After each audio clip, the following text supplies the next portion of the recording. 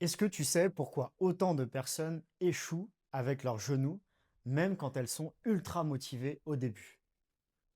Parce qu'elles comptent justement sur la motivation. Et le problème, c'est que la motivation, elle ne dure jamais.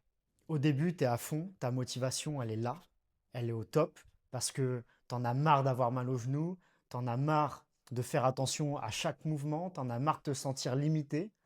Alors, tu te lances, tu regardes des vidéos, tu fais le tri, tu testes des exercices, tu t'entraînes. Au début, ça marche, ça fonctionne, mais au bout d'un certain temps, au bout de quelques jours, la réalité revient et la réalité te rattrape.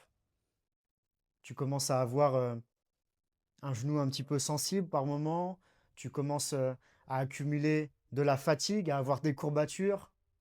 Dans le même temps, tu as ta vie autour, tu as ta famille, ton travail, tes amis, plus la fatigue des entraînements. Tu commences à manquer de temps et surtout, tu ne vois pas encore de vrais résultats. Et c'est là, ton cerveau, il commence à douter. Il se dit, est-ce que ça va marcher pour moi? Mon genou, il est peut-être en fait foutu, il est peut-être trop abîmé pour ça, j'y arriverai jamais. Et sans t'en rendre compte, tu recommences le même cycle.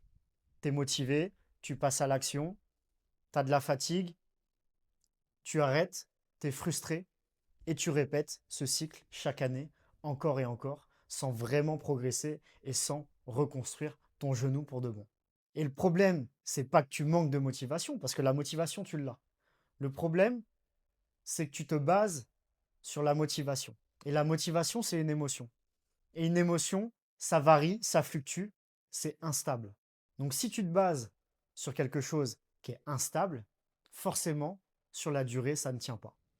Donc la motivation, elle est utile au début, elle est utile pour commencer, il faut que tu t'en serves, c'est très bien, mais elle ne suffit pas à transformer un genou limité, un genou fragile, en un genou fiable, en un genou solide. Parce que retrouver un vrai genou fiable, un vrai genou solide et mobile, ça ne se fait pas en quelques jours. Ça prend des semaines, des mois, des années, et au fond, tu le sais déjà. Si ton corps il a mis des années à perdre certaines capacités sans que tu t'en rendes compte au fil du temps, eh bien, il faut que tu lui laisses du temps en retour pour reconstruire ses capacités. Et ce qui fait vraiment la différence, c'est pas la motivation, c'est de savoir pourquoi tu fais ça. C'est de savoir quoi faire, quand le faire, dans quel ordre et pourquoi tu le fais. Parce que quand tu comprends enfin ce qui bloque ton genou et que tu sais exactement ce que tu dois faire pour le reconstruire, eh bien, t'arrêtes de repartir de zéro tous les 2 mois. Et c'est exactement ce que la plupart des gens n'ont jamais eu malheureusement. Si tu veux comprendre pourquoi ton genou ne progresse pas malgré tous tes efforts, j'ai créé un guide gratuit avec les 5 erreurs qui détruisent le plus souvent les genoux. Tu peux le télécharger en description.